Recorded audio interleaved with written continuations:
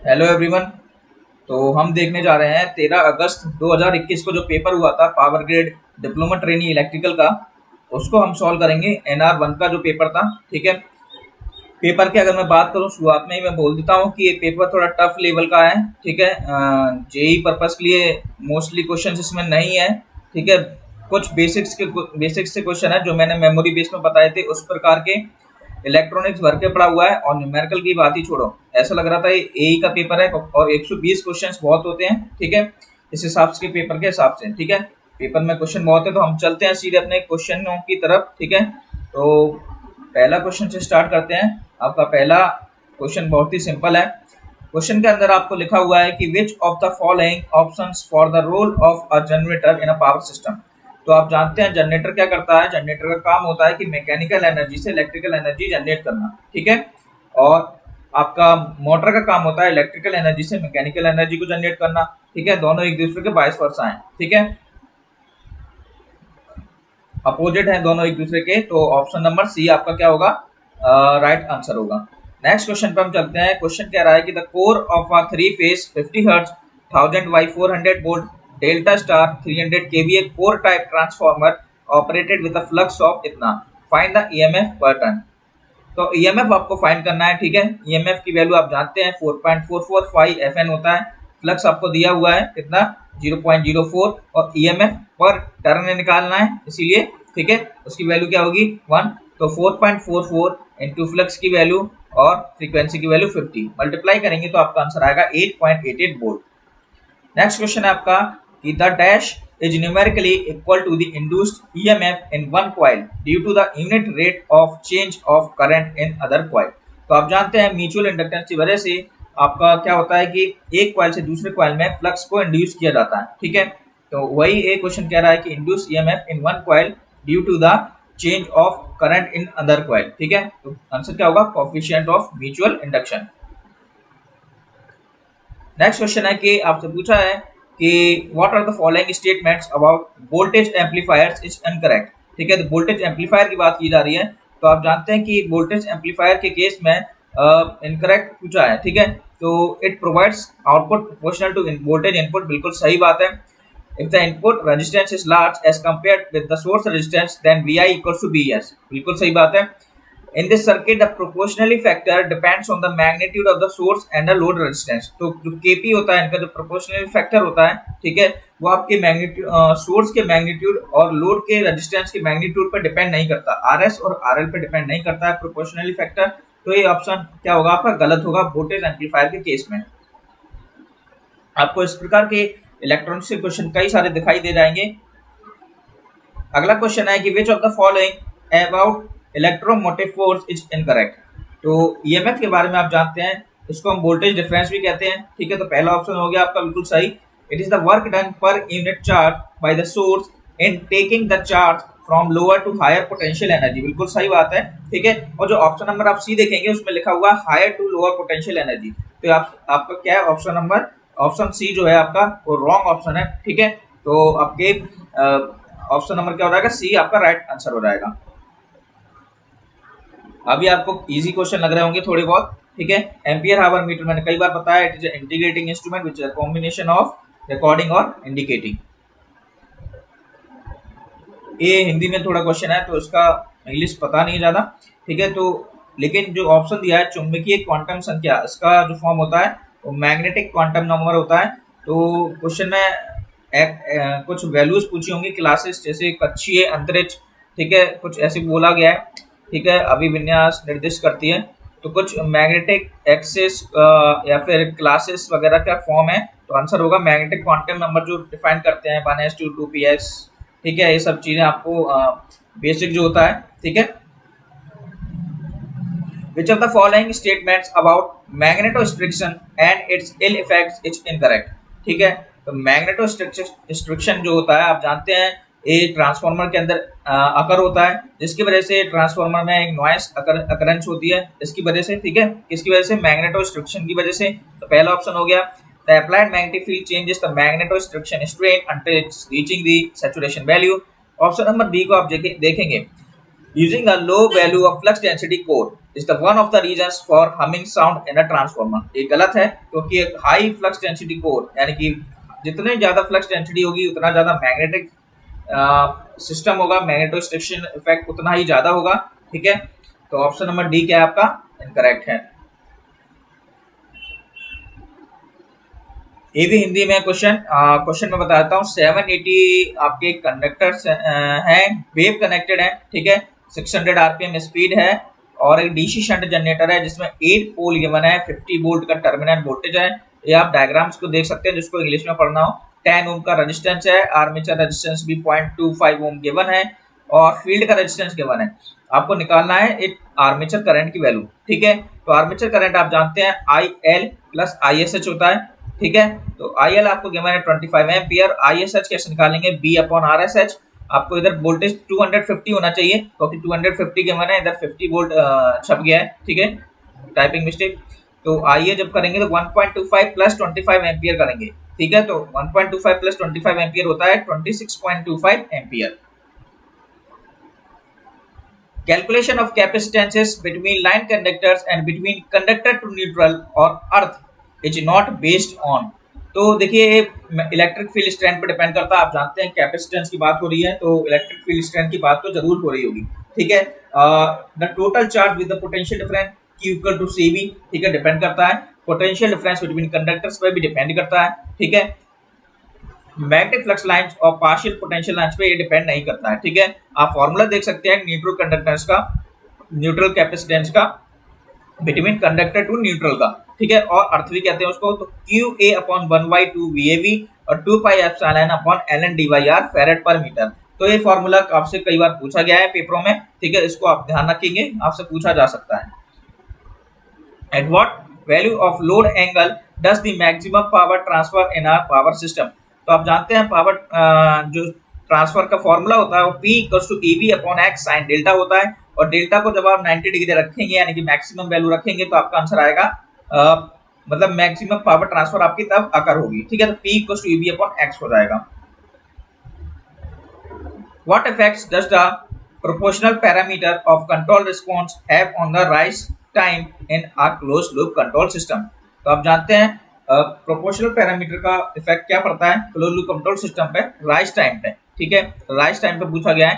तो rise time में जो ओवरशूट होता है वो इंक्रीज हो जाएगा और प्रोपोर्शनल कांस्टेंट जो होता है वो Kp से डिनोट करते हैं। देखिए आप ट्रांसफर फंक्शन जब आप लिखते होंगे तो आपकी कुछ इक्वेशन ऐसी बनती है Kp upon s square plus 2s plus, ठीक है, ओमेगा n स्क्वायर का जो फॉर्मूला होता है। ठीक है, इस प्रकार का आपका होता है। तो कहना चाह रहा है राइज टाइम के केस में, तो राइज टाइम के केस में ओवरशूट इंक्रीज हो जाता है। ठीक है, स्टेडी स्टेट एरर रिड्यूस हो जाती है।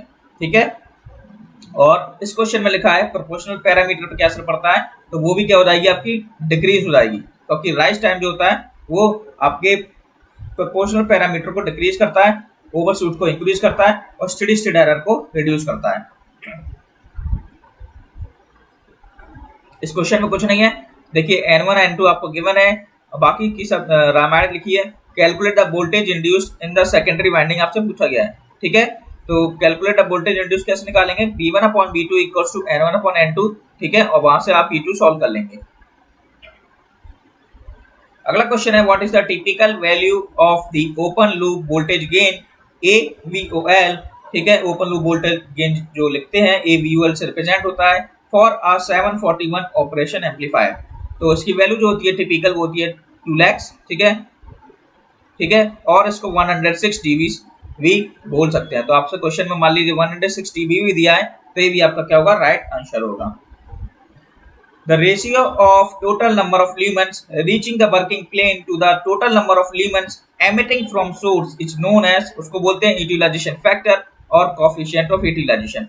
कहना चाह रहा है कि जो टोटल नंबर ऑफ ल्यूमेंस है जो आपका वर्किंग प्लेन होता है उस पर पड़ने वाला टोटल नंबर ऑफ ल्यूमेंस और उनका रेशियो किसके साथ, the total number of lumens emitting from source, कितना सोर्स से निकल रहा है और कितना वर्किंग प्लेन पे पड़ रहा है। ठीक है, उसके रेशियो को बोलते हैं यूटिलाइजेशन फैक्टर। अगला है MHD। क्या होता है MHD? होता है मैग्नेटो हाइड्रोडायनेमिक। तो MHD का काम क्या होता है, हीट एनर्जी को इलेक्ट्रिकल एनर्जी में कन्वर्ट करते हैं, वही MHD जनरेटर काम करता है। Which of the following options about the RMS value is incorrect? तो आरएमएस वैल्यू की पूछा है कि इनकरेक्ट ऑप्शन इसमें से कौन सा है, ठीक है। तो RMS value can be determined by graphical method, ऐसा हो सकता है, ठीक है। ऑप्शन नंबर सी और डी भी आपके सही हैं। The heat produced due to AC is proportional to the RMS value of current. इस क्वेश्चन में थोड़ा आपको डाउट हो सकता है, ठीक है। तो हीट प्रोड्यूस जो होती है H equals to I square R T, ठीक है। H equals to I square R T आपकी हीट है, ठीक है। तो ऑप्शन नंबर आप ए चेक कर सकते हैं। देखिए क्वेश्चन में आपसे बोला गया है कि कैलकुलेट द सिंक्रोनस स्पीड, तो इसमें कुछ बताने की जरूरत नहीं है। NS इक्वल्स टू 120 F/P आपको अप्लाई करना है। अगला है a 4 pole long shunt lap mount generator supplies 20 kilowatt at a terminal voltage of 400 volt. Armature resistance आपको गिवन है, सीरीज फील्ड रेजिस्टेंस भी गिवन है, साथ ही साथ शंट फील्ड रेजिस्टेंस की वैल्यू गिवन है, ब्रश ड्रॉप आपको 1 वोल्ट दिया है। डिटरमाइन द इंड्यूस्ड ईएमएफ, ठीक है। तो देखिए फॉर्मूला होता है इंड्यूस्ड ईएमएफ का, जब ब्रश ड्रॉप आ जाता है B plus IaRa plus brush voltage drop, ठीक है। ये जनरेटर का केस है इसलिए प्लस ले रहे हैं। अब सबसे पहले हमें आई आर्मेचर करंट की वैल्यू निकालनी होगी। आर्मेचर करंट की वैल्यू कैसे फाइंड करेंगे, अभी हमने देखा था IL प्लस ISH करा था, ठीक है। तो लोड करंट कितना है आपका, कैसे निकालेंगे, सप्लाई कितना कर रहा है 20 किलोवाट, तो 20,000 अपॉन 400 वोल्ट, 50 एम्पियर आपका रहेगा IL की वैल्यू। ISH होता है B अपॉन RSH, तो वहां से आप 4 एम्पियर निकाल लेंगे। आर्मेचर करंट हो जाएगा 50 प्लस 4 54 एम्पियर। अब अगला काम है हमारा सीरीज फील्ड ड्रॉप निकालना। सीरीज फील्ड ड्रॉप कैसे निकालेंगे, आपको जो सीरीज फील्ड रेजिस्टेंस गिवन है 0.04 उसका मल्टीप्लाई कर देंगे आर्मेचर करंट में, तो आपका सीरीज फील्ड ड्रॉप आ जाएगा। वोल्टेज ड्रॉप होता है इसीलिए मल्टीप्लाई कर रहे हैं करंट और रेजिस्टेंस का। उसी प्रकार से आर्मेचर ड्रॉप निकाल लेंगे। आर्मेचर ड्रॉप की वैल्यू आएगी 1.08। अब इन सारी चीजों को हमें फॉर्मूले में पुट कर देना है। वोल्टेज की वैल्यू 400, IA की वैल्यू 1.08 हमने देख ली अभी, ये निकल के आई है। और प्लस जो ब्रश वोल्टेज ड्रॉप है वो 2 टाइम्स हो जाएगा, क्योंकि 2 साइड होता है इसीलिए 2 उसको लेना पड़ता है, ठीक है। और 2.16 हमने ड्रॉप किसका निकाला है, सीरीज फील्ड ड्रॉप। इन सबको जब आप ऐड करेंगे तो आपका आंसर आएगा 405.24 volt. Which of the following types of damping is used in PMMC? तो PMMC इंस्ट्रूमेंट में आप एडी करंट डैम्पिंग को यूज करते हैं। देखिए इस क्वेश्चन में कुछ नहीं है, आपसे पूछा गया है कि आश्रित स्रोत, आपसे शायद सोर्स वोल्टेज की वैल्यू पूछी है, तो 6 वोल्ट गिवन है आपको पहले से। पेपर आप जब नेक्स्ट पार्ट डलेगा तो वहां से आप डाउनलोड कर लेंगे टेलीग्राम से, या फिर देखिए exambook.com इस पे पेपर पे बड़ा बड़ा छाप देते हैं, तो इधर से भी आप पेपर को डाउनलोड कर सकते हैं अभी फिलहाल के लिए। तो अगला क्वेश्चन देख सकते हैं आप। A current of 10 ampere is passing along a straight wire, ठीक है। Now the wire is bent to form a loop, ठीक है। What should be the diameter of the loop such that the force produced at its center will be the same as the force produced by the straight conductor at a distance of 0.1 meter? अब formula आपको ध्यान रखना पड़ेगा, question बहुत tough है, शायद ही किसी ने इसको मतलब करा हो क्वेश्चन, ठीक है। तो H इक्वल टू आप जानते हैं I/2πr होता है, ठीक है। अब I/I की वैल्यू आपको गिवन है 10, 2π और रेडियस है आपका, डिस्टेंस आपकी 0.1 मीटर, ठीक है। तो 50/5 आपका क्या जाएगा H की वैल्यू। अब मैग्नेटाइजिंग फोर्स जो होता है वो सेंटर पे होता है I/2r, और हम बोल सकते हैं I/डायमीटर। करंट है 10, तो 10/d हो जाएगा आपका मैग्नेटाइजिंग फोर्स, ठीक है, सेंटर पे। अब हम दोनों को बोला गया है क्वेश्चन में what should be the diameter of the loop such that force produced at its centre, जो इस सेंटर का फोर्स है will be same as the force produced by the straight conductor, और एक इसका है स्ट्रेट कंडक्टर का, ठीक है। सबसे पहले स्ट्रेट कंडक्टर का निकालेंगे, फिर सेंटर का निकालेंगे और दोनों को इक्वल कर देंगे, तो आपका डायमीटर की वैल्यू आएगी 0.63, ठीक है।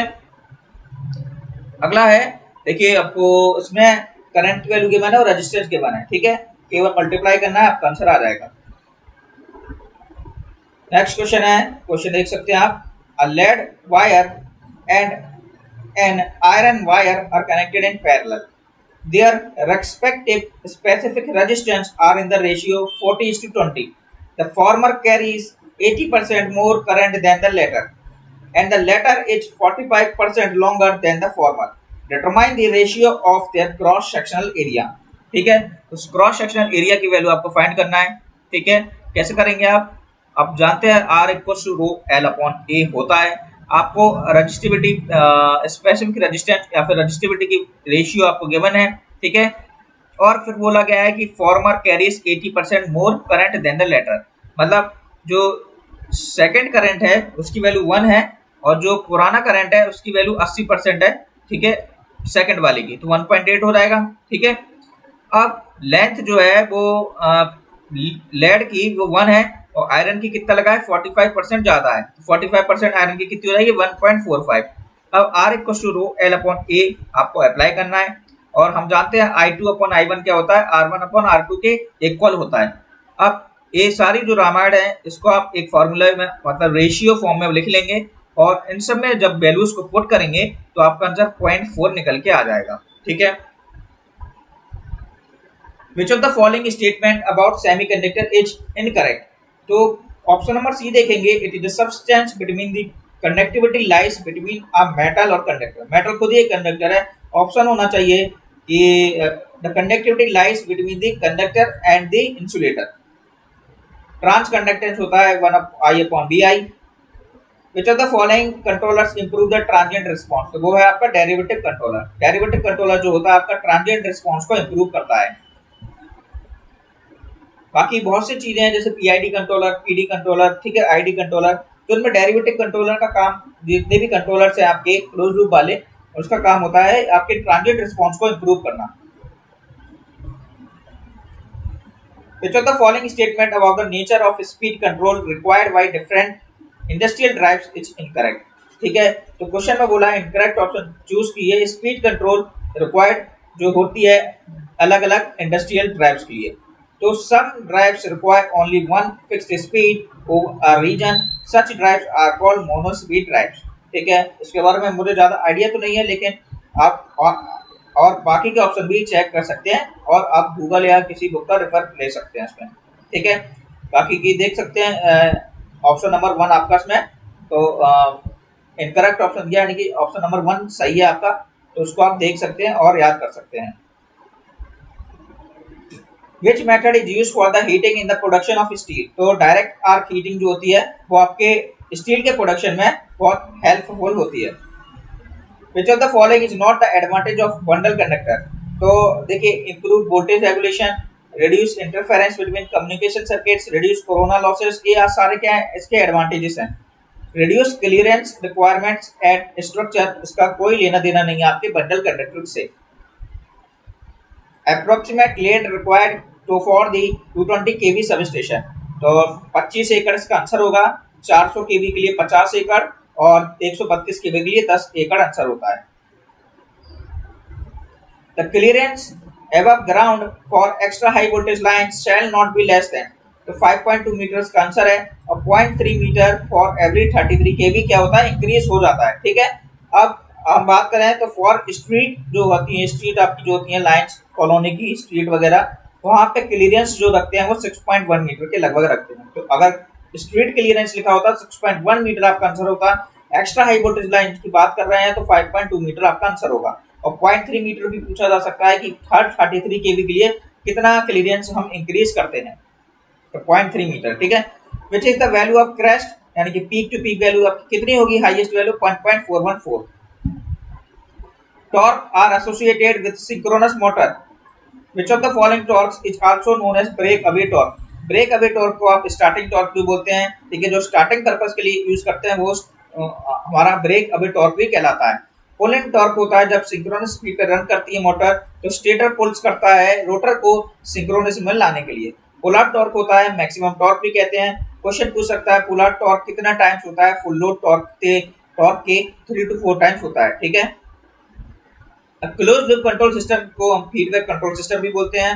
नेक्स्ट क्वेश्चन है आपका, विच of the following is the direct method of network analysis. तो डायरेक्ट मेथड तो कई सारी हैं नेटवर्क एनालिसिस की, मैश लूप, ये सब डायरेक्ट मेथड है जिसमें हम अप्लाई कर सकते हैं। इसमें आपको ऑप्शन दिया है रेसिप्रोसिटी थ्योरम, ठीक है। रेसिप्रोसिटी थ्योरम आप जानते हैं, the current at one point in a circuit due to voltage at a second point is the same at the second point due to same voltage at the first, ठीक है। तो 22 वर्ष आपका जो होता है फर्स्ट पॉइंट से second point current और वोल्टेज सोर्स का अदला बदली, वो आपका रेसिप्रोसिटी थ्योरम को दर्शाता है, ठीक है। In a phasor representation of the alternating quantity, the sinusoidally varying alternating quantity can be represented graphically by। तो आप जानते हैं फेजर रिप्रेजेंटेशन जो होता है, जैसे कि हम करंट और वोल्टेज को लिखते हैं तो वो एक स्ट्रेट लाइन से रिप्रेजेंट करते हैं और उसमें एरो का भी साइन दर्शाते हैं।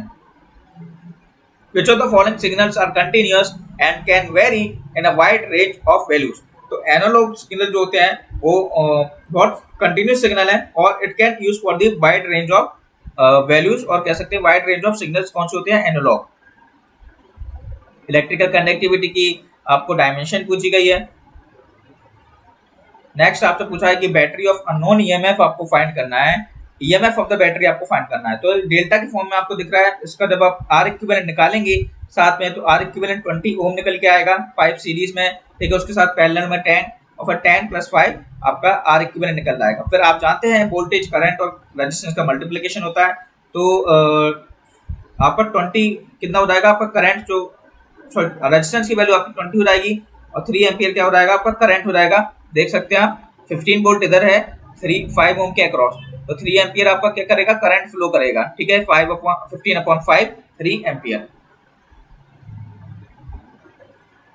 In the circuit, find the current through the connector having a source of 50 volt battery and a load of 5 ohm resistance। तो आप जानते हैं करंट की वैल्यू होती है B/R, B की वैल्यू है 50 और R की वैल्यू है 5, तो 50/5 10 एम्पियर। अगला क्वेश्चन है कि an 8 pole 3 phase alternator driver at a speed of 750 rpm supplies power to a 6 pole 3 phase induction motor if the slip of motor at full load is 2%। Calculate the full load speed of the motor. तो देख सकते हैं आप NS = 120 F/1P होता है, वहां से आप फ्रीक्वेंसी निकाल लेंगे। जो आपको ऑल्टरनेटर का केस दिया है, इधर से आप निकाल लेना फ्रीक्वेंसी, ठीक है। अगला है आपका मोटर का केस, तो वहां मोटर के केस में उस फ्रीक्वेंसी को रख देंगे तो आपकी सिंक्रोनस स्पीड निकल जाएगी। अब फाइनली आपको फुल लोड स्पीड निकालना है, तो NR = NS1 - S होता है, तो 1000 × 1 - 0.02 आपको स्लिप गिवन है। इसको सोल्व कर लेंगे, आपको 980 आरपीएम आपका आंसर आ जाएगा। Which of the following statement about the transformer or mechanical gear drive is incorrect? तो mechanical gear drive जो होते हैं, it transfer the mechanical power from one joint to another, ठीक है। इसके बारे में ज़्यादा नॉलेज नहीं है क्योंकि ये मैकेनिकल सिस्टम है, ठीक है। तो ऑप्शन नंबर बी गलत हो सकता है, क्योंकि बाकी के ऑप्शंस जब आप चेक करेंगे तो आपको पता चल जाएगा। जैसे कि power is transfer through the magnetic flux in transformer, बिल्कुल सही है। ट्रांसफार्मर ट्रांसफर इलेक्ट्रिकल पावर, बिल्कुल सही है। इन mechanical gear drive there is a perfect ratio between the number of teeth and the speeds of the two gears, ठीक है। तो option number B आपका क्या है, रॉन्ग ऑप्शन है। क्वेश्चन में बोला है कि विच ऑफ द फॉलोइंग कौन सी मेथड है जो कि यूटिलाइज करती है वेन को माउंटेड ऑन द स्पिंडल, ठीक है, of the moving system. The when is made of aluminium sheet and moves in a closed sector shaped box. तो ये देख सकते हैं, ये एयर फ्रिक्शन डैम्पिंग होती है और कुछ इस प्रकार दिखाई देती है। ये स्पिंडल है, इस पर वेन कनेक्टेड और पॉइंटर आपका ये कनेक्टेड है, और वेन और ये एल्यूमिनियम शीट का बना हुआ होता है। Which of the following statement about the stacking factor in magnetic circuits is false? तो देखिए स्टैकिंग फैक्टर का काम होता है फ्लक्स डेंसिटी को कैलकुलेट करना, ठीक है। और ये 1 से लेस देन होती है, 0.96 होती है बेसिकली सिलिकॉन स्टील के लिए, ठीक है। और 0.8 होती है अलग और दूसरे मटेरियल्स के लिए। और क्या फाइंड करता है, द रेशियो ऑफ, ये दर्शाता है कि ratio of effective area over the overall area of the stacking factor, ठीक है। इस क्वेश्चन में आपसे पूछा गया है कि कौन सा बाइंडिंग सूटेबल होती है लो वोल्टेज लार्ज ट्रांसफार्मर के लिए। तो हेलिकल बाइंडिंग यूज होती है, ठीक है। देख सकते हैं 11 to 33 kV। आपसे एरिया को पूछा जा सकता है क्वेश्चन के अंदर कि हेलिकल बाइंडिंग में कितना एरिया आपका यूज होता है। कंटिन्यूस डिसबाइंडिंग की ए वैल्यू है, क्रॉस ओवर बाइंडिंग की इतनी वैल्यू है, ठीक है। Which of the following terms is responsible for the noise measurement in the PID controller? तो डेरिवेटिव टर्म जो होती है, जो आपके इम्प्रूव करती है किसको, ट्रांजिएंट फैक्टर को, ठीक है। तो वो आपके नॉइस मेजरमेंट के काम भी आती है, ठीक है। तो इसकी हेल्प से हम नॉइस मेजरमेंट पता लगा लेते हैं कि कितना डिस्टॉर्शन आपके अकर हो रहा है। Which of the following is not one of the properties of the transfer function, ठीक है। तो all initial conditions are set to be 0, बिल्कुल सही बात है। Transfer function is dependent on the input of the system, हाँ। It is defined only for the linear time invariant system, ठीक है। तो कौन सी प्रॉपर्टी नहीं है? Transfer function between an input variable and an output variable of a system is defined as the Laplace transform. ये नहीं होता है। The ratio of the Laplace transform of output over the Laplace transform of input is defined as the transfer function. देखिए algebraic sum of EMF equals to 0 होता है आपका Kirchhoff voltage law. Which of the following statement about the closed loop control system compared to open loop control system is incorrect? ठीक है। तो देखिए incorrect option आपको साफ पता चल जाएगा जब आप ऑप्शन नंबर बी पर नजर डालेंगे कि stability not a major problem. और सबसे जरूरी बात आपकी स्टेबिलिटी ही होती है open loop control system close loop control system के अंदर, क्योंकि यही आपकी एफिशिएंसी को डिफाइन करती है। ठीक है। And less care is needed to design a stable close loop system. तो यही ऑप्शन क्या है आपका? इनकरेक्ट ऑप्शन है। वेन ब्रिज ऑक्सीलेटर के बारे में कौन सी स्टेटमेंट करेक्ट है? तो देख सकते हैं operation amplifier is used for inverting mode गलत है, नॉन इन्वर्टिंग मोड होता है। ठीक है। ऑपरेशन एम्पलीफायर का जो 0 डिग्री फेज शिफ्ट होता है। ठीक है। Feedback network lead lag network, ये क्या है? सही है। ठीक है। लीड लैग नेटवर्क होता है, आप देख सकते हैं इसका डायग्राम कहीं से भी। ठीक है। एम्पलीफायर गेन इसका ग्रेटर देन 3 के लगभग होता है। इस क्वेश्चन में आपसे इलेक्ट्रोस्टैटिक एनर्जी निकालना है कैपेसिटर की 1/2 CV² फॉर्मूला है। Which of the following is not the advantage of RC phase shift oscillator? तो इलेक्ट्रॉनिक्स की भरमार है, आपका दिमाग खराब हो जाएगा पेपर लगाते लगाते। इतने सारे क्वेश्चंस, बीच में न्यूमेरिकल्स, इलेक्ट्रॉनिक्स, कंट्रोल सिस्टम। ठीक है। Why changing the value of R and C, the frequency of oscillator can be changed? ये गलत है। ठीक है। क्योंकि frequency is not depending on the R and C. A coil consists of 4,000 tons of copper wire having a cross-sectional area of 0.6 mm square. The mean length per turn is 60 centimeter and the resistivity of copper is 0.04 micro ohm meter. Find the power absorbed by the coil when connected across a 110 volt supply. देखिए आपको सबसे पहले length पर turn निकालनी पड़ेगी। तो length आपको 60 centimetre into turns. ठीक है। इसको सॉल्व करेंगे तो आपका कुछ निकल के आएगा। ठीक है। अब एरिया आपका 0.6 mm² गिवन है, देख सकते हैं एरा। ठीक है। R equal to rho L upon A कर लेंगे आप। रो की वैल्यू आपको कितनी गिवन है? 0.04 micro ohm metre. P equal to BO² upon R, आपको निकालना क्या है? Power absorb. तो B की वैल्यू कितनी गिवन है? 110 वोल्ट। R क्या है आपका? रो एल अपॉन ए से निकल जाएगा जो कि 160 आएगा। इसको सॉल्व करने पे आपका आंसर आएगा 75.6 वॉट। रिलक्टेंस होता है L upon me A. In a 2-diode full wave rectifier with a load current requirement of 4.2 ampere, what should be the current rating of the diode used? ठीक है। तो आप जानते हैं फुल वेव रेक्टिफायर के case में जो load current होगा वो डिवाइडेड बाय 2 हो जाएगा। तो 4.2 अपॉन 2 कितना आएगा आपका? 2.1 एम्पियर। IM अपॉन 2 आपका फॉर्मूला होता है in the case of full wave rectifier. In the given circuit, if all the resistances are 10 ohm, then calculate the equivalent resistance between x, y diagonal points. इस question को आप देख सकते हैं। इस क्वेश्चन में सारी वैल्यूज जो है वो 10 ओम में गिवन है। ठीक है। तो इसका जो कॉन्फ़िगरेशन मोड होगा वो इस प्रकार बनेगा, दूसरा ऐसा बनेगा। इसको जब आप सॉल्व करेंगे ये दोनों सीरीज तो पैरेलल में 10 ओम के साथ सीरीज में और 10 ओम के साथ पैरेलल में। आंसर आपका साथ मैच नहीं कर रहा है फिर भी आप कमेंट बॉक्स में लिख सकते हैं। ठीक है। और दूसरा तरीका आपका star delta point, star delta conversion से आप कर सकते हैं। जैसे कि आपको एक्स, वाई और क्यू जो पॉइंट है, ठीक है, 3 पॉइंट्स, उनको डेल्टा में कन्वर्ट कर लेंगे आप। ठीक है। तो उस पॉइंट से जब आप सॉल्व करेंगे स्टार एलिमेंट्स तो आपका आंसर निकल के आ जाएगा। Which of the following is a symbol of current density? तो करंट डेंसिटी आप जानते हैं J से J होता है। J equals to in the form of magnetics J equals to sigma E आपका क्या होता है? ओम्स लॉ को डिफाइन करता है। Which of the following statements about the time variant and time varying control system is incorrect? तो control system का एक और क्वेश्चन कह रहा है इनकरेक्ट ऑप्शन बताना आपको टाइम इनवेरिएंट का। ठीक है। और टाइम वेरिंग सिस्टम। तो the characteristics of time varying control system change with time and the coefficient of its differential equations are variable coefficients. ठीक है। ऑप्शन आपका गलत है। ठीक है। The characteristics of the time varying control system changes with time, A. ठीक है। ये इतना सही है। And the coefficient of its differential equations are variable coefficients, ये क्या आपका गलत ऑप्शन है। ठीक है। बाकी के ऑप्शन आप चेक कर सकते हैं, इसमें ए लेवल के क्वेश्चन हैं जो कि जेई के लिए वैलिड हो सकते हैं, लेकिन किस प्रकार का क्वेश्चन बना है आप देख सकते हैं। विच of the following statements about LED is incorrect, ठीक है। तो एलईडी में आप देख सकते हैं कि needs large power for operation, its emit lights, it uses material like gallium and arsenides, it uses material like silicon and germanium. तो ये ऑप्शन क्या है, गलत है, ठीक है।